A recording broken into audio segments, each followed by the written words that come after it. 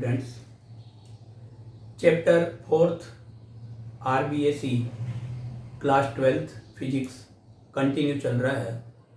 इससे पहले इसका एक लेक्चर आपको दिया जा चुका है और उस फर्स्ट लेक्चर में हमने only conductor, insulator, dielectric mediums, polar dielectric substance और non polar dielectric substance, polarization vector, इस सब के बारे में या पोलराइजेशन के बारे में सारी स्टडी की थी।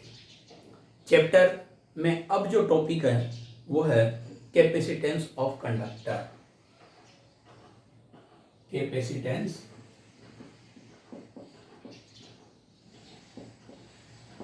Of conductor.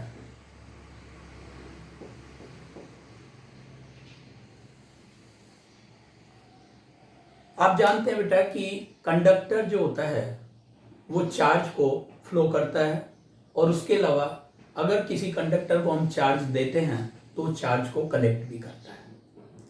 तो किसी भी कंडक्टर की चार्ज कलेक्शन करने की एबिलिटी और इलेक्ट्रिकल एनर्जी एब्जॉर्ब करने की या इलेक्ट्रिकल एनर्जी एक तरीके से कंजर्व करने की जो एबिलिटी होती है, उस एबिलिटी का मेजरमेंट हम किससे करते हैं? कैपेसिटेंस ऑफ कंडक्टर से। मीन्स कहने का यह है कि अगर किसी कंडक्टर की कैपेसिटेंस मोर है, ज़्यादा है, तो वो more quantity of charge collect करेगा और यदि किसी कंडक्टर की कैपेसिटेंस कम है, लो है, तो वो लो क्वांटिटी ऑफ चार्ज कलेक्ट करेगा। तो that is the ability of collection of charge or electrical energy, the physical quantity which can measure the ability of collection of charge or collection of electrical energy by a conductor is called capacitance. That is theoretical definition. किसी भी conductor की जो charge या electrical energy को collect करने की जो ability होती है, उसका मेजरमेंट हम किससे करते हैं? उसकी कैपेसिटेंस से करते हैं। जब मैथमेटिकल बात हमारे पास आती है तो यहाँ एक बात लेकर चलते हैं कि जब भी हम किसी कंडक्टर को चार्ज देते हैं तो चार्ज देने पर उसके पोटेंशियल में इंक्रीमेंट होता है। On given charge Q to a conductor its potential V increase and the increment in potential is directly proportional to Q means charge. जितना ज़्यादा चार्ज आप दोगे उतना ही ज़्यादा पोटेंशियल प्रोड्यूस होगा। ऑलरेडी आप जानते हैं V = KQ/R। किसी पॉइंट चार्ज के कारण जो इलेक्ट्रिक पोटेंशियल का फॉर्मूला आपने डिराइव किया है चैप्टर 3 में, तो V = KQ/R, तो V proportional to Q means Q increase होने पर पोटेंशियल इंक्रीज होता है।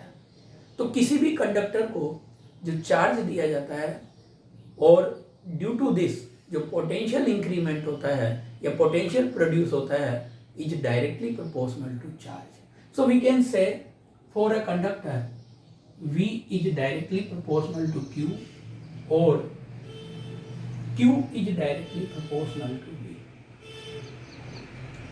On given charge potential increase and that is these both are directly proportional to each other, implies that there will be Q equal to CV there, and if we consider there, then V is equal to Q upon C. There will be constant 1 upon C, there will be constant C. There C is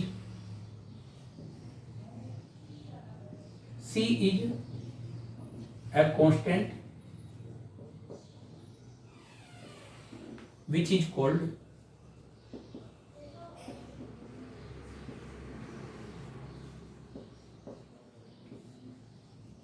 capacitance of conductor. ये C एक constant है जिसको हम capacitance of conductor बोलते हैं और यहां से C = Q/V।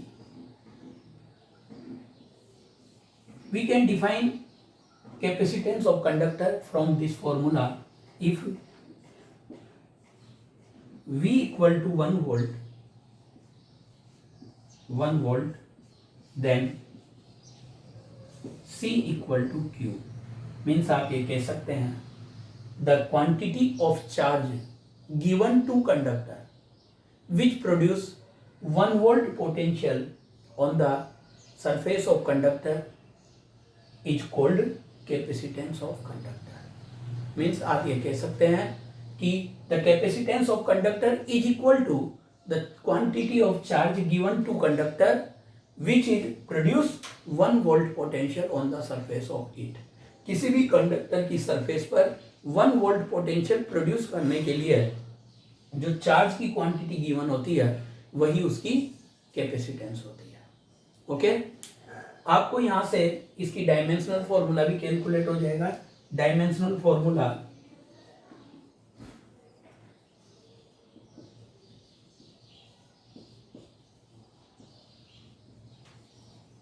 Of C is Q. Q के लिए A1 T1 and potential, potential के लिए M1 L2 T-3 A-1. So there will be M-1 or the dimensional formula of it will be M-1 L-2 T4 A2. That is dimensional formula of capacitance. Okay, SI unit of capacitance is farad. SI unit of capacitance is farad, and 1 farad is equal to 1 farad equal to 1 coulomb upon 1 volt. So you can also define 1 farad. If on given 1 coulomb charge to a conductor, the potential produced across its surface is 1 volt, then the capacitance of conductor will be 1 farad. Again repeat कर लो.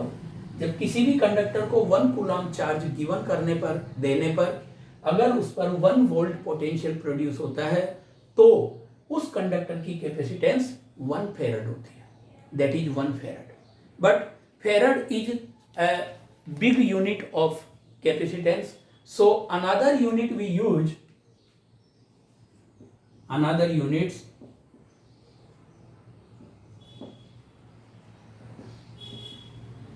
microfarad, which is 10 to power minus 6 farad, nanofarad, which is 10 to power minus 9 farad, picofarad, which is 10 to power minus 12 farad.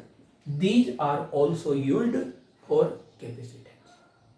Okay, so these are the SI unit of capacitance, and already we have discussed about dimensional formula and also its definition. Also we have defined 1 farad. 1 farad को अगर define करवाना है तो आपको यही definition देनी है. If 1 coulomb charge produce 1 volt potential on the surface of conductor, then capacitance will be 1 farad. The graph between Q and V for a conductor is always straight line. Graph between Q and V for a conductor is straight line.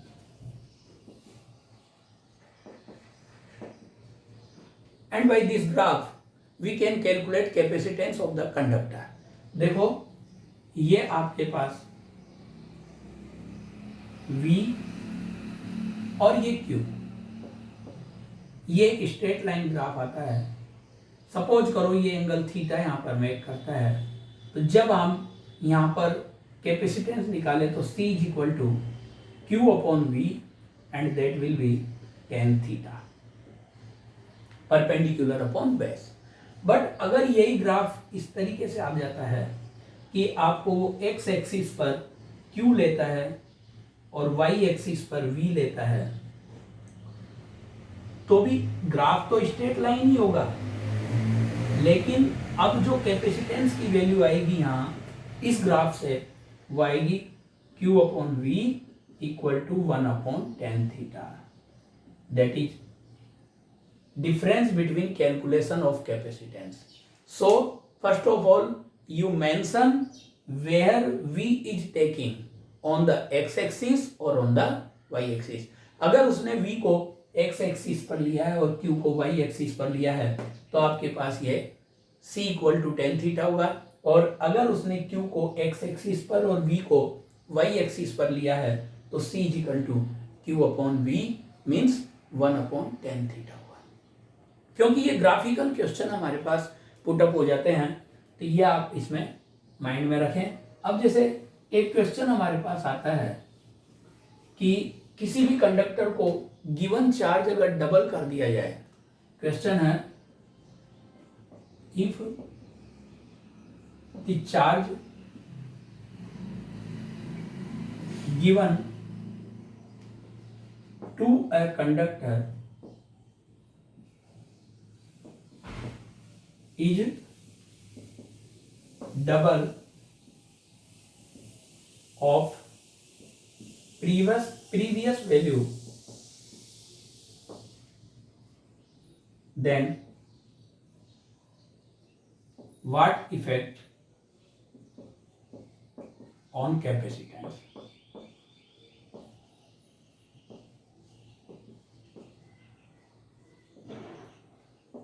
तो यहाँ पर आपको ये answer, अगर मान लीजिए किसी भी कंडक्टर को जो दिया गया चार्ज है, जो गिवन चार्ज है, वो डबल कर दिया जाए तो उसकी कैपेसिटेंस पर क्या इफेक्ट पड़ेगा, ये एक टॉपिक हमारे पास आता है. तो देखिए अभी अभी जस्ट हमने कहा था कि Q is proportional to V. अगर हम चार्ज डबल करेंगे तो पोटेंशियल भी डबल होगा, और जब चार्ज डबल करने पर पोटेंशियल डबल होगा तो C equal to Q dash upon V dash means 2Q upon C dash is equal to Q dash upon V dash.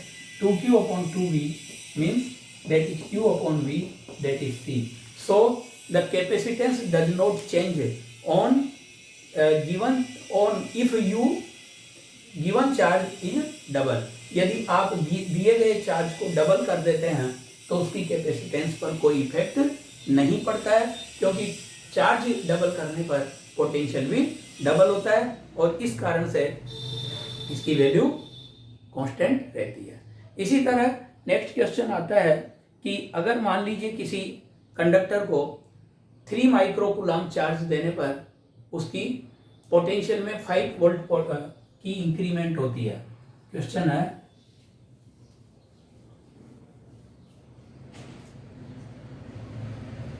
If 3 microcoulomb charge produce 5 volt potential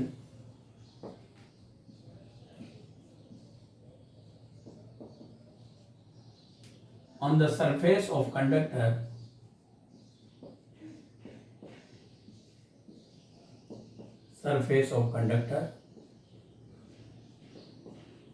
then calculate its capacitance. Solution: C is equal to Q upon V. So there Q is 3 microcoulomb means 3 into 10 to power minus 6 upon V is 5 volt. So there will be 0.6 into 10 to power minus 6 farad, or you can say 0.6 microfarad. That is a small numerical, बहुत छोटा सा एक question है यहाँ पर जो 1 marks में put up हो सकता है। इसके अलावा जैसे एक क्वेश्चन ये आ जाए कि यहाँ पर आपको 2 कंडक्टर्स के लिए Q और V के बीच में ग्राफ दिया हुआ है।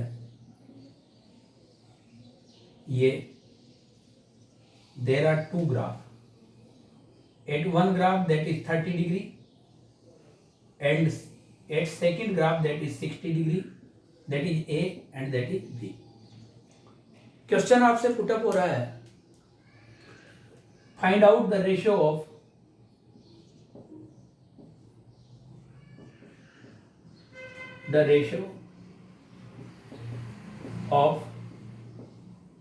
capacitance. Ratio of capacitance. So there, since C is equal to tan theta,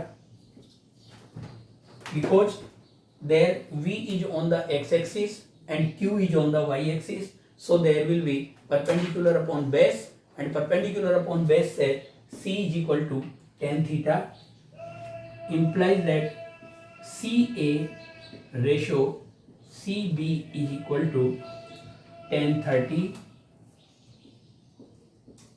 ratio tan 60. tan 30 की जो वैल्यू होती है 1/√3 and tan 60 √3, so there will be 1/3. That is ratio of capacitance in given graph. Okay, अगर ये V ऊपर आ जाता और Q नीचे आ जाता, means on x axis Q लेता और ऑन वाई एक्सिस V लेता ऑन वाई एक्सिस, तो फिर यहाँ पर 1/tan थीटा होता, और जब 1/tan थीटा होता तो ये रेशो जस्ट उल्टा आता, रेसिप्रोकल हो जाता। इसी तरीके से जैसे एक आपके पास क्वेश्चन यहाँ पर ग्राफ देकर ही यूँ पूछ लेता है कि कैपेसिटेंस को कंपेयर कीजिए। क्वेश्चन है compare capacitance of conductors A and B in given graphs.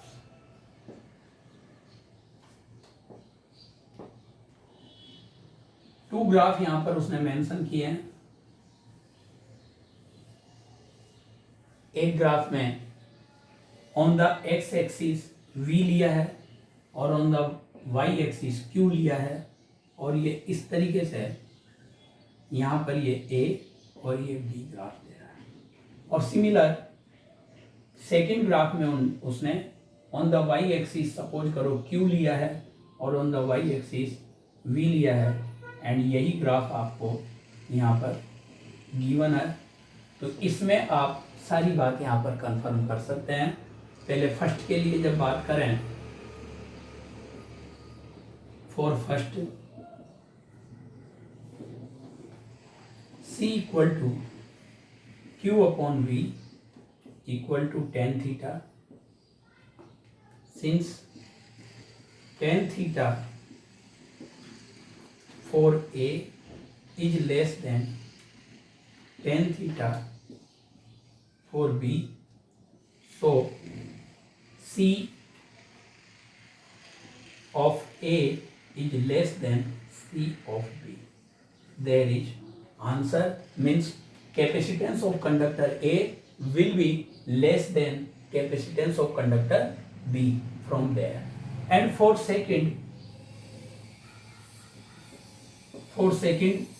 C equal to Q/V, but in the given graph that will be 1/, tan theta, since tan theta of A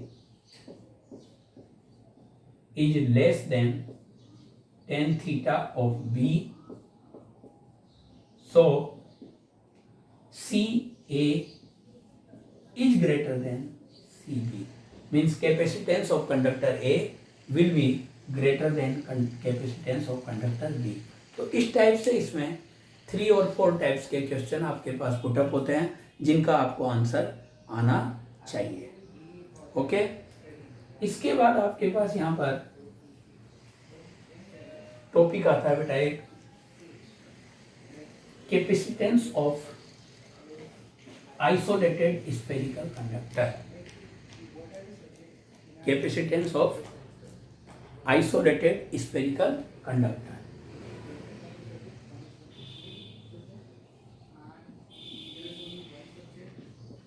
of isolated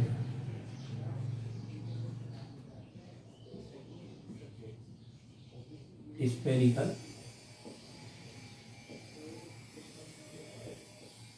conductor.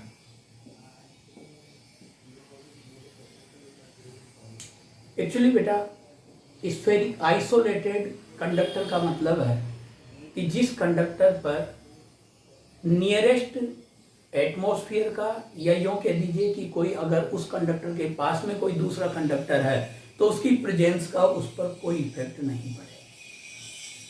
Means जो conductor अपने nearest conductor से separate होता है, यानी कि nearest conductor की charge की या इलेक्ट्रिक फील्ड की या पोटेंशियल की उस कंडक्टर पर जब कोई इफेक्ट नहीं होती तो उसको कहते हैं isolated spherical conductor. Suppose there are a spherical conductor of radius capital R,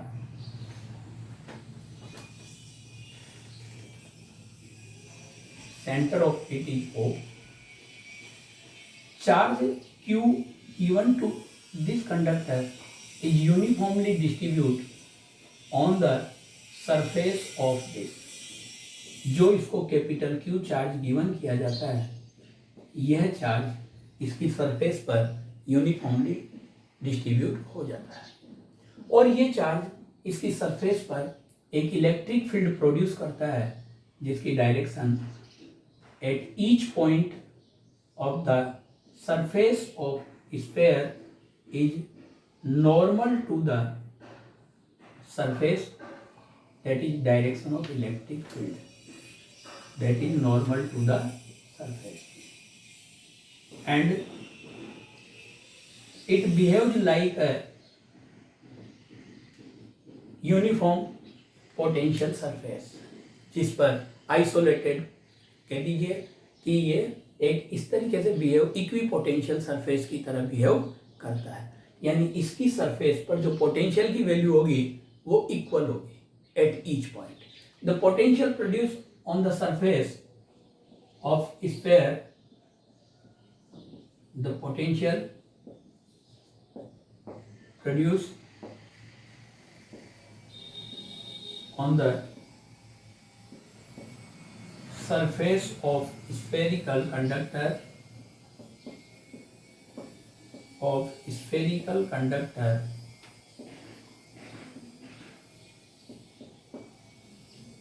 is V equal to 1/4 pi epsilon naught Q upon capital R. Already we have calculated in chapter 3rd. Q is given charge, R is radius of the conductor, 1/4 pi epsilon naught is a constant quantity. Now capacitance of this conductor,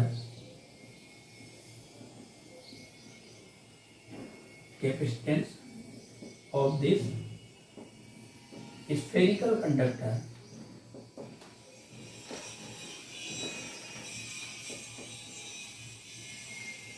C is equal to Q upon V, and that is Q upon 1/4 pi epsilon naught Q upon R.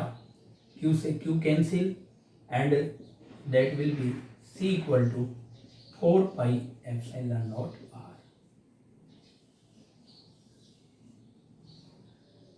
there C is proportional to R, means capacitance is directly proportional to radius of the conductor। और हम ये कह सकते हैं कि किसी भी conductor की जो कैपेसिटेंस होती है वो उसकी साइज पर डिपेंड करती है। अगर कंडक्टर की साइज ग्रेटर होगी तो उसकी कैपेसिटेंस भी ग्रेटर होगी। इस तरीके से, और C और R के बीच में यदि एक ग्राफ प्लॉट किया जाए रेडियस के साथ, कैपेसिटेंस का ग्राफ प्लॉट किया जाए तो that will be straight line, ये R, ये C और ये एक स्ट्रेट लाइन होगा। एंड जो इसका स्लोप आएगा यानी C अपॉन R, जो स्लोप आएगा वो 4 पाई एप्सिलॉन नॉट के इक्वल यानी कांस्टेंट वैल्यू आएगी। तो that is C is directly proportional to R. On increasing the size of the conductor, the capacitance is directly proportional to of the size of conductor, यानी radius बढ़ने पर capacitance भी increase होगी। और यहाँ से हम अगर कोई न्यूमेरिकल प्रॉब्लम सॉल्व करना चाहें रेडियस के बेस पर तो C1 upon C2 is equal to R1 upon R2, ये फॉर्मूला आपके पास यहाँ पर डिराइव हो जाता है।